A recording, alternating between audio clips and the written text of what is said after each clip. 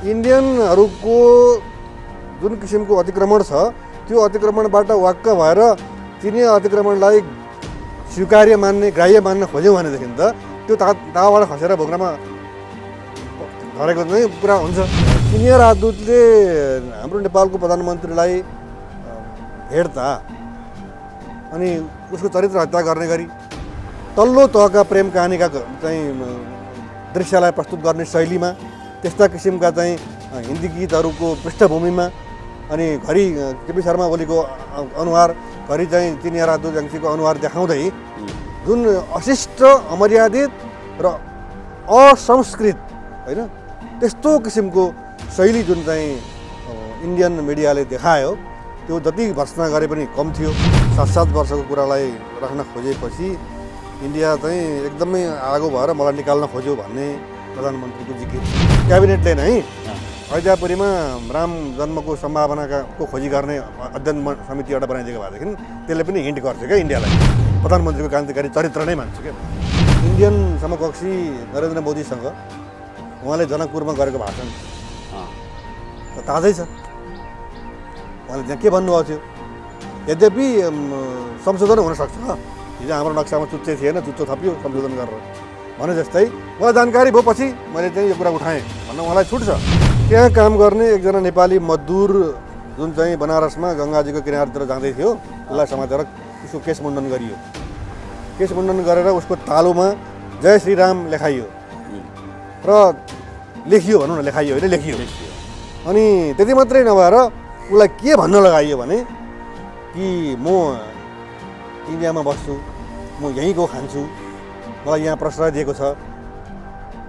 अनि त्यसो भनेर अब नेपालको प्रधानमन्त्रीको नाम लिएर चाहिँ मुर्दाबाद भन्न पनि लगाइयो।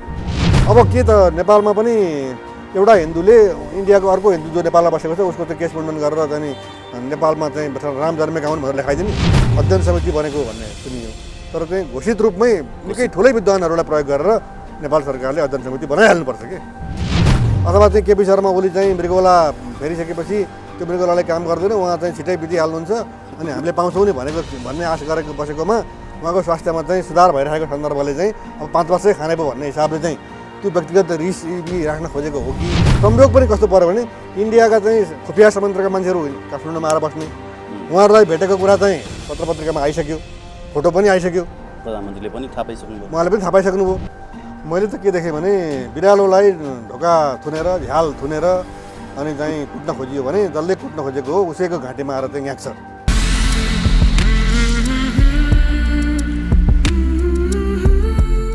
दर्शकवृन्द, हामीसँग यति बेला ग्रेटर नेपाल राष्ट्रवादी मोर्चाका अध्यक्ष फणिन्द्र नेपालजी हुनुहुन्छ।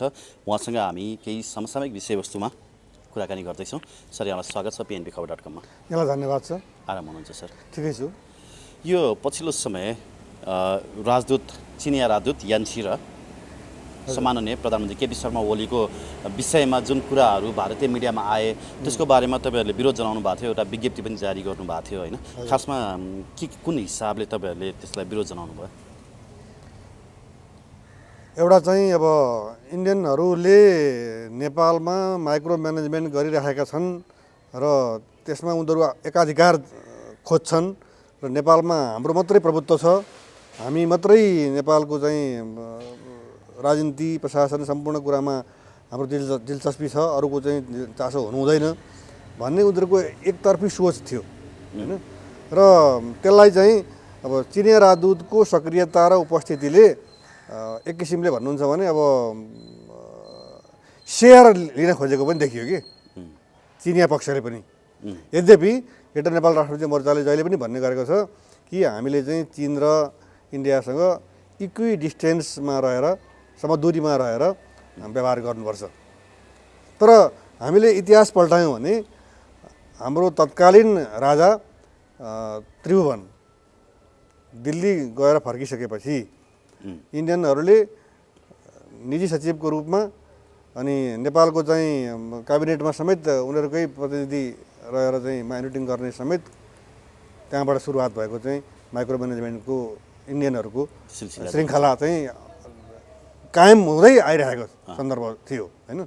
र पछिल्लो चरणमा चाहिँ 2 पटक नेकपामा भएको विग्रह एक किसिमको चाहिँ वैमनस्यता अनि अन्तर्विरोधका सन्दर्भमा नेपाल स्थित चिनिया राजदूतको भूमिकाले अब एकपटक चाहिँ अब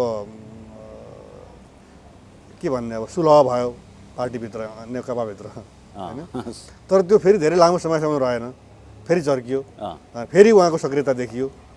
त अब कुरा के भयो भने हाम्रा निमित्त इन्डियन पक्षले जहिले पनि फुटाउने, विग्रह गर्ने, तोडफोड गर्ने, आफ्नो इन्ट्रेस्टको सरकार बनाउने जुन सन्दर्भ हाम्रा आँखा अगाडि नै छ, त्यसको तुलनामा अब चिनिया पक्षको चाहिँ फुटेर किन जानुहुन्छ, मिलेर जानुहोस्, स्थिर सरकारलाई चाहिँ कायम राख्नुहोस् भन्ने अर्थमा आएको हामीले बुझ्यौँ होइन।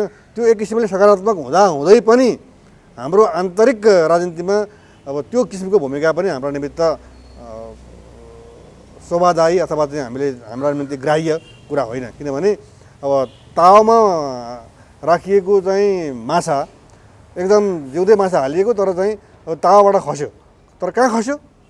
भुङ्ग्रामा खस्यो, तातोबाट तातैमा खस्यो, मर्न लागेको थियो, मर्यो भने जस्तै हामी चाहिँ इन्डियनहरूको जुन किसिमको अतिक्रमण छ त्यो अतिक्रमणबाट वाक्क भएर चिनिया अतिक्रमणलाई स्वीकार्य मान्ने, ग्राह्य मान्न खोज्यौँ भनेदेखि त त्यो तावाबाट खसेर भुङ्ग्रामा झरेको चाहिँ पुरा हुन्छ, चेन्ज त केही नहुने भयो, त्यो त केही पनि नहुने भयो। हामी कुरा गर्छौँ राष्ट्रिय स्वाधीनताका, सार्वभौम सत्ताका, अनि हामी चाहिँ अर्को देशबाट निर्देशित हुन रुचाउँछौँ भनेदेखि त हाम्रो त राष्ट्रिय स्वाधीनता भन्ने त नारा मात्रै हो। तर एउटा कुरा चाहिँ म नभनिकन रहन सक्दिनँ, त्यो के भने 7 सालदेखि 77 सालसम्म झन्डै 71 वर्ष लगातार इन्डियनहरूको राईदाई, रोब रवाफ, शान शौकत, मानौ नेपाल चाहिँ उनीहरूको चाहिँ प्रान्तभन्दा पनि तल्लो तहको प्रोटेक्टरेट स्टेटको रूपमा भन्दा पनि तल चाहिँ छ भन्ने जस्तो हिसाबले जुन व्यवहार गर्दै आएका थिए, त्यो व्यवहार चाहिँ अब सुपर पावर हुन लागेको चिनका निमित्त लैनचौरको त्यो किसिमको सक्रियता उसलाई पाच्य भएन, त्यो पनि बुझ्नु पऱ्यो हामीले। र हामीले अब चाहिँ दुवै देशलाई आफ्नो थान्कोमा रहनलाई भन्न सक्नु पऱ्यो, होइन भने त एउटाले चाहिँ ज्यादती गर्छ भने अब अर्कोले पनि त्यो अधिकार त खोज्छ। तर हामी को पिल्सिन्छ भन्दा हामी पिल्सिन्छौँ, यो हुनु भएन। जस्तो इन्डियन मिडियाकै कुराकानी अझै जोड्छु म, के भनिन्छ भने इन्डियन मिडियाले देशभित्रका जति पनि कुराहरू आफ्ना स्वेच्छाले अथवा आफ्नो स्वविवेकले प्रसारण गरे पनि विदेशी मामलाका कुराहरू चाहिँ त्यहाँका गुप्तचर निकायहरूबाट डिक्टेट हुने गरेको छ भनिन्छ होइन। अब नेपालमा जस्तो नेपालको प्रधानमन्त्री केपी ओली र याङ्छीको बारेमा जोडेर जुन कुराहरू उनीहरूले अतिरञ्जित तरिकाले प्रस्तुत गरे, एउटा हवस्की गुडिया र के गुडिया भनेर पनि जोडेर त्यस्ता कुराहरू प्रचारमा ल्याएका छन्, ती कुराहरू ओलीकी स्किया भनेर, ती कुराहरू चाहिँ सुनियोजित तरिकाले भारतले नै गर्न लगाएको, सरकारद्वारा नै गर्न लगाएको हुनसक्छ। त्यो कुरा चाहिँ इन्डियाको सरकारले नै गराएको हुनसक्छ होइन कि, त्यसमा त 100% उनीहरूको भूमिका छ। किनभने संसारमा जहाँ पनि सञ्चार माध्यम सरकारको नियन्त्रणमा, सरकारको चाहिँ दृष्टिभन्दा बाहिर हुँदैन। किनभने त्यसले त के भने आगो बाल्छ होइन, देशभित्रै पनि विखण्डन हुनसक्छ, देश बाहिरको कुरालाई पनि त्यसले चाहिँ नकारात्मक रूपमा अफवाह फैलाएर जान सक्छ। र अघि तपाईँले जुन पहिलो प्रश्नमै भन्नुभएको थियो कि हामी चाहिँ खालि यो हस्तक्षेपका कुरामा सीमित भयौँ, तर के भने हाम्रो प्रधानमन्त्रीको चरित्र हत्या गर्ने गरी, किनभने चिनिया राजदूतले हाम्रो नेपालको प्रधानमन्त्रीलाई भेट्दा अनि उसको चरित्र हत्या गर्ने गरी तल्लो तहका प्रेम कहानीका चाहिँ दृश्यलाई प्रस्तुत गर्ने शैलीमा, त्यस्ता किसिमका चाहिँ हिन्दी गीतहरूको पृष्ठभूमिमा, अनि घरि केपी शर्मा ओलीको अनुहार, घरि चाहिँ चिनिया राजदूत याङ्छीको अनुहार देखाउँदै जुन अशिष्ट, अमर्यादित र असंस्कृत होइन त्यस्तो किसिमको शैली जुन चाहिँ इन्डियन मिडियाले देखायो, त्यो जति भर्सना गरे पनि कम थियो। त्यस कारणले हामीले विरोध गऱ्यौँ, किनभने त्यो चाहिँ अब सञ्चार माध्यमबाट नेपाली मानसिकतामाथिको त्यो ठुलो आघात पनि थियो र त्यसलाई हामी कुनै पनि हालतमा स्वीकार सक्दैनथ्यौँ। र त्यो गल्ती हो भन्ने कुरा त बिस्तारै इन्डियाका मिडियाहरू स्वयंले पनि, सञ्चालकहरूले पनि बुझ्दै गएको परिस्थिति अहिले त विद्यमान भइसक्यो। केहीले त माफी पनि मागेर आलोचना पनि गरेका छन्। अब फेरि पनि प्रधानमन्त्री केपी शर्मा ओलीले बोल्नुभएको भगवान् श्रीरामबारेको अभिव्यक्ति विवादमा आएको छ। यो बारे तपाईँहरूको संस्थाको आधिकारिक धारणा के छ? अब प्रधानमन्त्रीको चाहिँ एउटा कुरा के देखियो भने नि, नक्सा निकालेपछि र नागरिकताको कुरा, वैवाहिक अङ्गीकृत नागरिकताको कुरामा अब इन्डियाको समान 7-7 वर्षको कुरालाई राख्न खोजेपछि इन्डिया चाहिँ एकदमै आगो भएर मलाई निकाल्न खोज्यो भन्ने प्रधानमन्त्रीको जिकिर छ, अभिव्यक्ति थियो, अभिव्यक्ति छ होइन। र त्यो सन्दर्भ, त्यो तिक्तता प्रधानमन्त्रीलाई के लाग्यो भने मलाई हटाउँदैछ इन्डियाले, किनभने इन्डियाको चरित्र र इन्डियाको जुन परम्परागत नेपाली राजनीतिमा उनीहरूको भूमिकाको कुरा छ नि। अब होइन त्यो त देखियो नि, अहिले फेरि पनि तपाईँको प्रधानमन्त्रीको राजीनामा मागिएको छ। अब स्याल कराउन कुखुरा हराउन एकैचोटि पर्या हो कि के हो होइन? यो त संयोग पनि परेको छ र त्यो प्रधानमन्त्रीले जसमाथि आरोप लगाउनु भएको छ त्यो आरोप चाहिँ सत्य साबित पनि हुँदै गएको छ। र अहिले चाहिँ जुन तपाईँले भन्नुभयो नि, अब प्रधानमन्त्रीले जुन पछिल्लो चरणमा चाहिँ हाम्रो भानु जयन्तीको उपलक्ष्यमा रामचन्द्रको बारेमा, अब रामायणमा त रामकै कथा छ, अनि रामायणको र भानुभक्तको चर्चा गर्ने क्रममा यही अयोध्यापुरी भन्ने ठाउँ जुन नेपालमै छ, अब पर्साको चाहिँ ठोरी अयोध्यापुरी गाविस नै थियो पहिला भन्ने कुरा छ, अहिले पनि एउटा वडा छ भने त्यहाँ फेरि इन्डियनहरूले नै बनाएको एउटा च्यानल 18 जस्तो लाग्छ मलाई, एउटा चाहिँ डकुमेन्ट्री आइसक्यो। त्यो उनीहरूले चाहिँ अब इन्डियामा 2 ठाउँमा चाहिँ रामको जन्मको सम्भावना छ र नेपालमा चाहिँ जुन ठाउँमा हामी आएका छौँ यो चाहिँ सबभन्दा सत्यको नजिक छ भन्ने कुरा त्यो च्यानलले पनि देखाएको छ। र अब त्यसले के गरिदियो भने बाबरी मस्जिदको प्रकरण राम मन्दिर प्रकरणमा सँगसँगै जोडिएको छ। हिन्दू र मुसलमानको त्यो सन्दर्भमा इन्डियामा दङ्गा पनि भइसकेको कुरा हो। र पछिल्लो चरणमा चाहिँ इन्डियाको सुप्रिम कोर्टले फैसला गर्दाखेरि अब त्यहाँ चाहिँ राम मन्दिर बनाउन दिने तर मुसलमानलाई पनि मस्जिद बनाउनुको निमित्त जग्गा उपलब्ध गराउने भनेर एक किसिमको मध्यम मार्ग अपनाएको छ। तर त्यसै गर्दा गर्दै पनि फैसलामा चाहिँ रामको जन्म यहाँ भएको भन्ने कुराको प्रमाण उपलब्ध छैन भन्ने कुरा त सर्वोच्च अदालत, उनीहरूको सर्वोच्च अदालतको फैसलामै उल्लेख गरिएको छ होइन।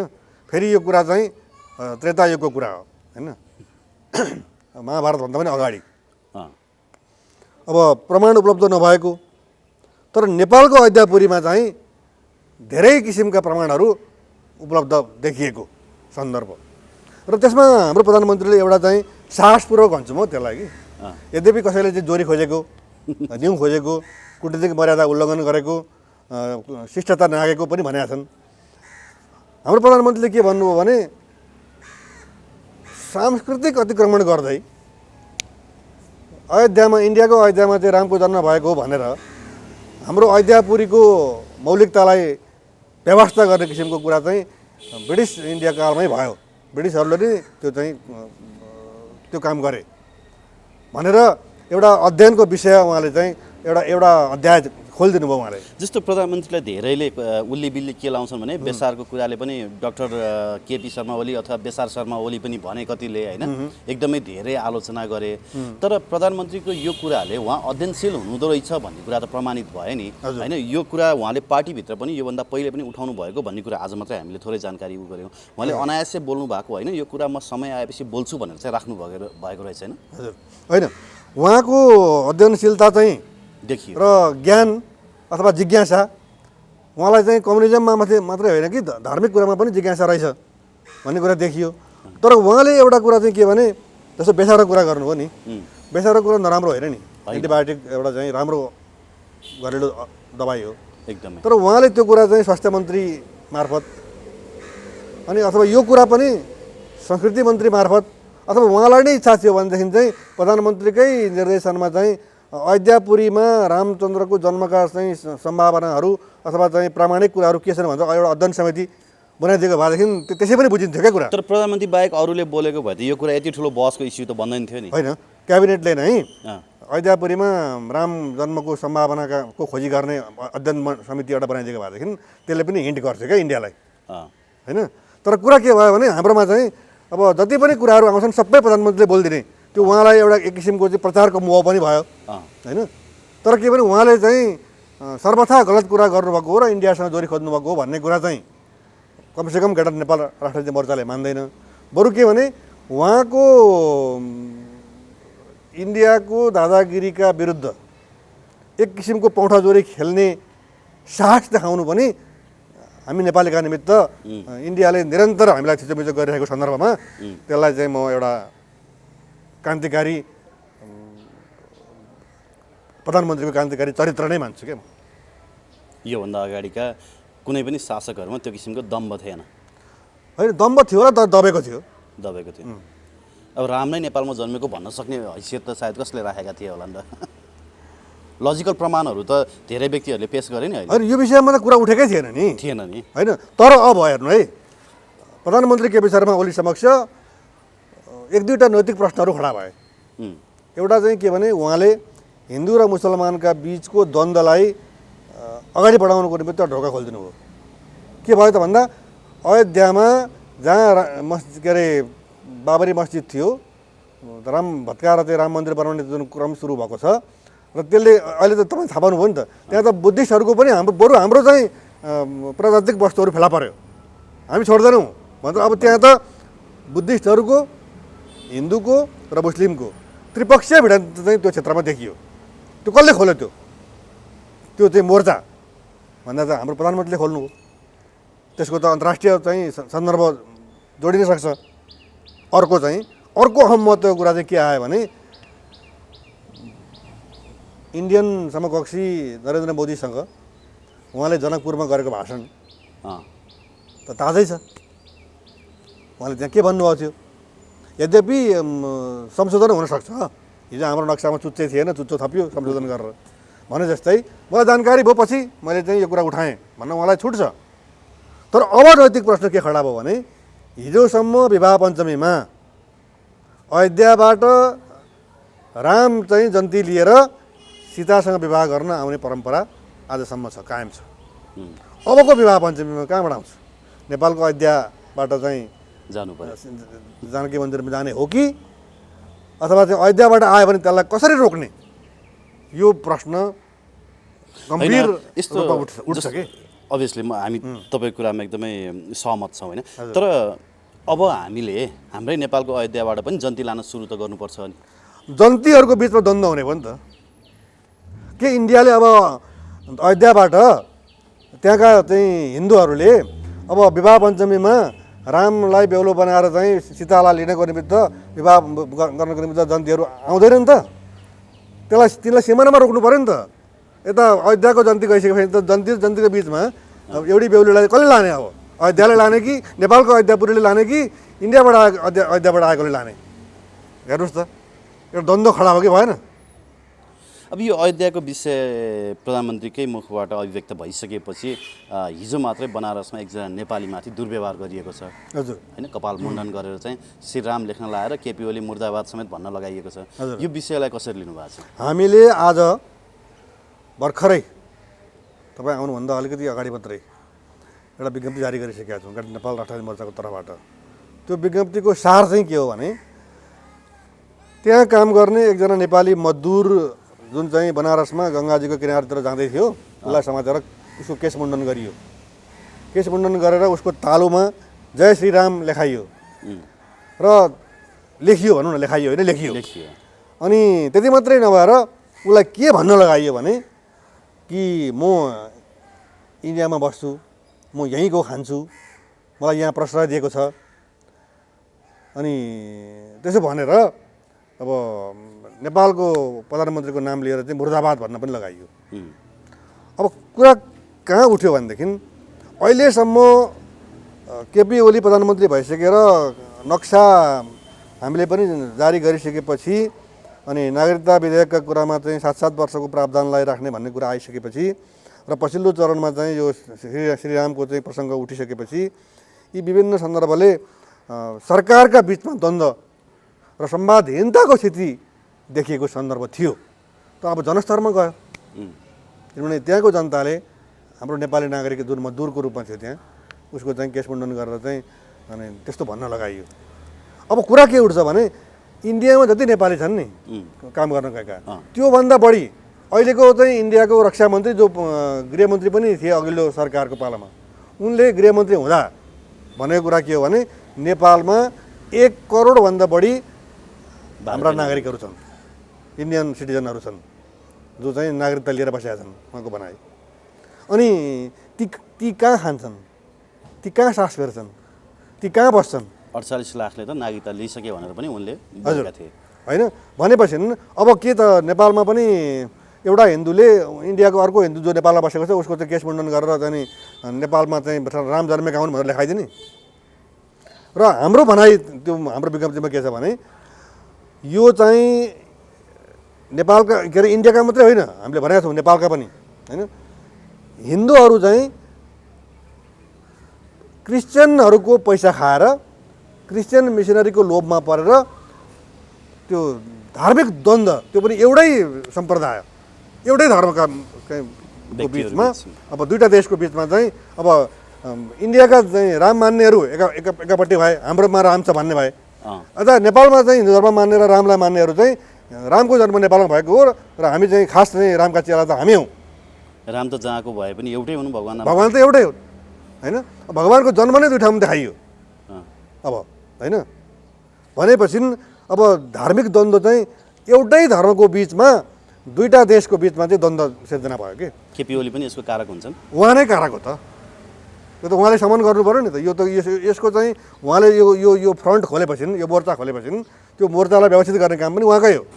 यद्यपि तपाईँले अस्ति चाहिँ उहाँले बोल्ने बित्तिकै भोलिपल्टै परराष्ट्र मन्त्रालयले विज्ञप्ति जारी गरेर चाहिँ यो चाहिँ राजनीतिक यसको अर्थ छैन भने त्यो नै गलत थियो हेर्नु।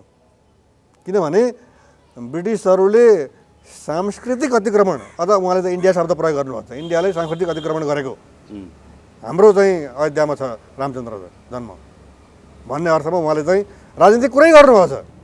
अनि प्रधानमन्त्रीले राजनीतिक कुरा गर्ने, अनि परराष्ट्र मन्त्रालयले फेरि तपाईँले पनि सुन्नुभयो होला कसले विज्ञप्ति जारी गरेको भन्ने नै त्यहाँ चाहिँ टुङ्गो लागेन अरे, खैला बैला थियो त्यो बेलामा। विज्ञप्ति त आयो, त्यहाँ कसैको सही छैन, अब कसले गरेको? होइन, इन्टरनेसनल नोटहरूमा त्यो प्र्याक्टिस छ भनेर उहाँहरूले पटक पटक होइन त्यो भने पनि त अनि कसले गर्यो भनेर खोज्दै हिँड्ने परराष्ट्र मन्त्रालयभित्र, त्यो त हुँदैन नि। एउटालाई सोध्यो मलाई थाहा छैन भन्छ, अर्कोलाई सोध्यो अर्कोलाई थाहा छैन भन्छ। अब यसका प्रतिफलहरू जस्तो भए पनि हजुर नेपालको लागि भनौँ न नेपालीहरू पनि यसको विरोधमा उत्रेका छन्। तर साँच्चीकै यदि राम नेपालमै जन्मेको प्रुफ भयो अथवा भनौँ त्यस्ता पौराणिक तथ्यहरू अथवा केही पुरातात्विक तथ्यहरू भेटिए भने त यो नेपाल र नेपालीको हितमा हुँदैन र? होइन, यहाँ कुरा के भने इन्डियनहरूको चाहिँ जुन किसिमको प्रभुत्व छ नि, अब पृथ्वीनारायण शाहले असल हिन्दुस्तान त हामी हो, तिमीहरू त मुसलमानले शासन गर्यो, ब्रिटिसहरूले शासन गर्यो, तिमीहरू त कहाँ चाहिँ असल हिन्दुस्तानी हो, तिमीहरू त हामी हौँ भनेर त पृथ्वीनारायण शाहले पहिले नै भनेको, यहाँका पादरीलाई निकालेर इन्डियातिरै पठाइदिएको होइन त्यो बेलामा। भने अहिले चाहिँ इन्डियाको सर्वोच्च अदालतले आफ्नै देशभित्रको इलाहाबाद नजिक जुन हामी रामचन्द्रको कुरा गर्छौँ कुनै प्रमाण छैन। अब अदालतले प्रमाण छैन भन्ने, अनि जनताले चाहिँ हामी त परम्परादेखि मान्दै आएको, प्रमाण होस् कि नहोस् इमोसनल चाहिँ त्यो किसिमको एउटा एट्याचमेन्ट उहाँहरूको रह्यो। र उहाँलाई के हो भने हामीले चाहिँ सीताको जन्म इन्डियामा रामचन्द्रसँग भएको भन्ने एउटा चाहिँ त्रेता युगदेखिको चाहिँ लामो एउटा युगैभित्र चाहिँ द्वापर आयो, द्वापरबाट कली पनि आइसक्यो भने यस्तो अवस्थामा जुन एक किसिमको चाहिँ भक्तिको भावना र हाम्रो माटोमा जन्मेका थिए राम भन्ने जुन एउटा चाहिँ फिलिङ डेभलप हुँदै आइरहेको थियो परम्परागत रूपमा, त्यो जुन एट्याचमेन्ट थियो होइन, अब त्यसमा चाहिँ त केपी शर्मा ओलीले यति भनिसकेपछि आघात निश्चित रूपमा पुग्यो। तर के भने तथ्यहरू पुरातात्विक महत्त्वका वस्तुहरूले पुष्टि गर्छ भने त्यसलाई त मान्नु पऱ्यो नि त। यो एउटा खोजीको विषय हुनसक्छ। र वास्तवमा भन्ने हो भने मैले त अब सुनेको चाहिँ सुने घुइरो मात्रै, आधिकारिक हो कि होइन तपाईँहरू पत्रकारलाई बढी थाहा होला, अध्ययन समिति बनेको भन्ने सुनियो। तर चाहिँ घोषित रूपमै निकै ठुलै विद्वानहरूलाई प्रयोग गरेर नेपाल सरकारले अध्ययन समिति बनाइहाल्नुपर्छ कि त्यहाँ। त्यो प्रुफ भयो। तर फेरि अब हाम्रो चाहिँ कस्तो छ भने अब नक्सा निक्लिसक्यो, विज्ञान समिति बनाउँछन्, अनि बोलिसकेर अनि हो कि होइन भनेर चाहिँ फेरि अर्को विकास समिति बनाउने, यो विडम्बना छ। हेर्नुहोस्, गाह्रो छ नि कार्यकर्ताहरूलाई पनि। प्रधानमन्त्री फ्याक्ट बोलिदिइहाल्छन् अनि कार्यकर्ताहरूले समर्थन गर्नु कि विरोध गर्नु। हजुर, अब कुरा पनि के पनि आयो भने अब एउटा कम्युनिस्ट प्रधानमन्त्री दलले चाहिँ मार्क्सको बारेमा चाहिँ अध्ययन समिति बनाउने, नेपालमा कुन प्रकारको कम्युनिजमलाई चाहिँ लिएर जाने। भौतिकवादमा विश्वास गर्ने मान्छेले अध्यात्मको बारेमा किन बोले, अथवा को जो चाहिँ तपाईँको प्रार्थना गर्दैन, जो चाहिँ मन्दिर जाँदैन, उनले श्रीरामको बारेमा किन बोले भन्ने खालको आलोचना पनि इन्डियन मिडियाहरूले गरेका छन्। त्यो स्वाभाविक पनि किन छ भने नि, प्रधानमन्त्रीले शपथ लिँदाखेरि चाहिँ ईश्वरको नाम लिन नजाने, अनि अब त्यसो पनि भन्न हामी नेपालीले चाहिँ किन मिल्दैन भने नि, यदि हाम्रोमा जन्मेको रहेछन् भने त्यो चाहे त्यो कम्युनिस्ट कन्ट्री नेपाल किन नहोस्, त्यो त हाम्रो निम्ति गौरवको कुरा हो नि त। फेरि एउटा पौराणिक पात्र तर चाहिँ भएको पात्र, पुराण पनि त यथा तथ्यको आधारमा काल्पनिक कुरा जोडे पनि तथ्य त हो नि। किनभने धर्म मान्ने हो भने त राम एउटा अवतार हो, त्यो अवतार चाहिँ नेपालमा भएको थियो भन्ने कुरा त महत्त्वपूर्ण हो। ओके, अब अलिकति अर्को प्रसङ्ग जोड्छु। यति बेला फेरि पनि नेकपाभित्रको अन्तर्विरोध चर्किएको छ होइन। जसरी पहिला पनि प्रधानमन्त्री केपी शर्मा ओलीको राजीनामा मागिएको थियो, फेरि पनि प्रधानमन्त्री केपी शर्मा ओलीको राजीनामा मागिएको छ र प्रधानमन्त्रीले म राजीनामा दिन्न, तपाईँहरू सकेको गर्नुहोस् भनेर पनि बोलिसक्नु भएको छ होइन। र यति बेला एउटा हल्ला मैले के सुनेँ भने माओवादी नेकपाभित्रको जुन विवाद मिलाउनको लागि परेकिन् चिनिया राजदूत यान्छीले चाहिँ बेजिङ पठाएको नोटमा चाहिँ केपी ओलीको राजीनामा मागिएको छ, अथवा उनी पनि केपी ओलीकै राजीनामाको पक्षमा उभिन् भन्ने कुरा पनि बाहिर आएको छ। त्यो बारे केही जानकारी पाउनु भएको छ? यो चाहिँ अब एक किसिमको केही त्यो मिडियाबाजी मात्रै हो, मिडियाबाजी होइन, हुन पनि सक्छ। किनभने याङचीको सक्रियता चाहिँ नेकपाभित्र देखिएको सन्दर्भ जुन छ नि, त्यो सन्दर्भले चाहिँ उनीहरू चाहिँ कम्युनिस्ट पार्टीको हातबाट सत्ता चाहिँ अरू पार्टीमा नजाओस्, अथवा चाहिँ फेरि संयुक्त सरकार नबनोस्। पार्टी फुट्यो भनेदेखि त फेरि पनि त हङ पार्लियामेन्ट 9 महिने सरकार बन्ने तिर जान्छ र स्थिर सरकारको पक्षमा अब चिनिया कम्युनिस्ट पार्टी छ भन्ने कुरा त चिनिया कम्युनिस्ट पार्टी र नेपाल कम्युनिस्ट पार्टीको बिचमा चाहिँ यो सी जिनपिङ विचारधाराका विषयमा छलफल भयो नि काठमाडौँमा, त्यसले पनि त्यो कुरालाई देखाइदियो भने। अब केपी शर्मा ओलीले आज मात्रै पत्रिकामा के आयो, हिजो चाहिँ भएको जुन घटना, प्रतिपक्षी उहाँका प्रतिपक्षी भनौँ न, पार्टीभित्रकै प्रतिपक्षी भन्दा पनि विरोधीहरू, उहाँहरूको बिचमा चाहिँ ल म चाहिँ प्रधानमन्त्री पद पनि छोड्दिनँ अनि पार्टीको अध्यक्ष पनि छोड्दिनँ, तपाईँहरूले जे सक्नुहुन्छ गर्नुहोस् भनेपछि अब चाहिँ त्यसलाई सेन्ट्रल कमिटीमा लैजाने, उहाँ त्यहाँ पनि उहाँले नमान्नु होला। तर कुरा यहाँ के भयो भने जुन ठाउँबाट समाधान खोज्नुपर्ने हो, संसद हो नि त, संसदमा नेकपाका मान्छे उहाँकै पार्टीका चाहिँ सांसदहरूले तपाईँले विश्वासको मत लिनुपर्छ भनेर बाध्य पारेको भए उहाँले त विश्वासको मत त संसदमा लिनु पर्थ्यो। लिँदाखेरि नि जित्नुभयो भने कुरै सकियो, हार्नुभयो भने त उहाँले मोरल्ली छोड्नु पर्थ्यो। तर उहाँहरूले चाहिँ गलत मञ्च प्रयोग गरिरहनु भएको छ क्या केपी शर्मा ओलीका विरोधी साथीहरूले चाहिँ। उहाँहरूले नेपाली काङ्ग्रेसलाई पनि त ढोका त बन्द गरिदिनु भयो नि त प्रधानमन्त्री र राष्ट्रपति मिलेर। तर संविधानमा प्रावधान छ नि त, नेपाली काङ्ग्रेसलाई रिक्वेस्ट गरेर अथवा चाहिँ नेकपाभित्रकै चाहिँ 25% अथवा के अरे यो टोटल संसदका सदस्य सङ्ख्यामध्ये 25%ले चाहिँ विशेष अधिवेशन आह्वान गरेर विश्वासको मत लिने प्रयोजनको लागि भनेपछि त झन् कडा साथ अगाडि आउने हो त्यो कुरा।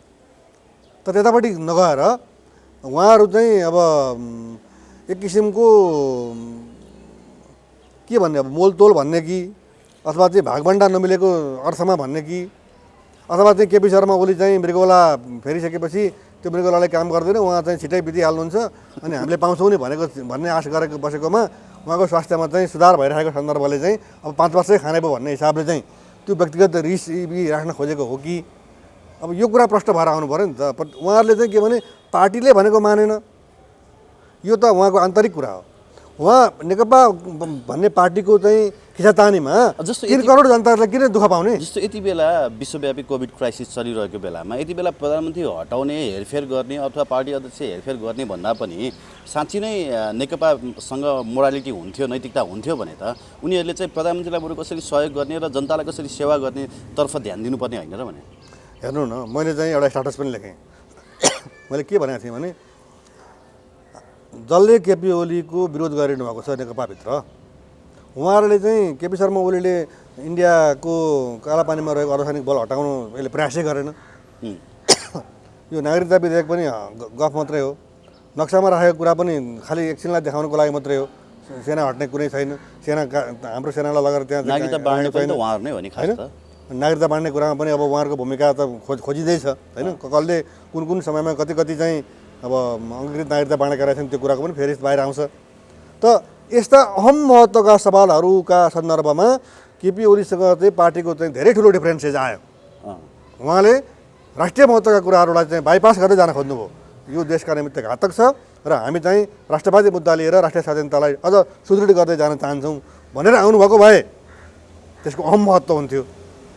तर केपी शर्मा ओलीले के भन्दै हुनुहुन्छ, मलाई नक्सा निकालेर हटाउन खोज्यो, नागरिकता विधेयक ल्याउनमा चाहिँ संशोधन गर्न खोजेकोले नेपालको हितमा जुन प्रावधान राख्न खोजेको छ त्यसले गर्दाखेरि मलाई हटाउन खोज्यो भनेर जुन भन्दै हुनुहुन्थ्यो, त्यसैलाई प्रमाण पुग्ने गरी त्यसैलाई बल पुग्ने गरी उहाँहरू चाहिँ अब यो संयोग पनि कस्तो पर्यो भने इन्डियाका चाहिँ खुफिया संयन्त्रका मान्छेहरू काठमाडौँमा आएर बस्ने, उहाँहरूलाई भेटेको कुरा चाहिँ पत्र पत्रिकामा आइसक्यो, फोटो पनि आइसक्यो, प्रधानमन्त्रीले पनि थाहा पाइसक्नुभयो, उहाँले पनि थाहा पाइसक्नुभयो।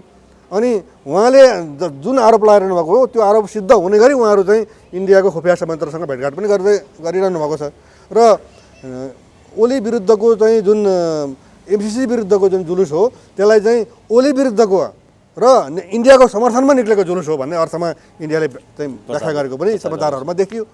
त यसले त के भने केपी ओलीलाई चाहिँ राष्ट्रवादी र केपी ओली इतरका पूर्व प्रधानमन्त्रीहरूलाई चाहिँ राष्ट्रघातीका रूपमा चाहिँ पो देखाउने काम भइरहेको छ। त यतापट्टि चाहिँ प्रचण्ड लगायतका नेताहरूले सोध्नुपर्ने हो भन्ने म ठान्छु कि त्यो त स्वतः हिसाबले उहाँहरूले अहिलेको हिसाबमा केपी ओलीको राजीनामा माग्नु भनेको भारतको गुलामी गर्नु भन्ने कुरा त जनताले बुझ्छन् नि, बुझ्दैनन्? होइन, एउटा आशंका अहिले के भइरहेछ भने यदि केपी शर्मा ओली हटे भने यो नक्सा जुन आयो अब त्यसलाई चाहिँ संशोधन गरेर फेरि चुच्चेलाई हटाएर चाहिँ बुच्चे नै पार्ने कुरा त संसदमै जानु पर्यो, त्यतिसम्म चाहिँ त नहोला। तर के भने मौन बसेर इन्डियालाई के गर्दा चाहिँ उसलाई समर्थन पुग्छ, उसलाई उसको स्वार्थमा चाहिँ आघात पुग्दैन, ती कुराहरू चाहिँ हुन्छन् भन्ने आशंका चाहिँ व्याप्त भएको छ क्या बाहिर।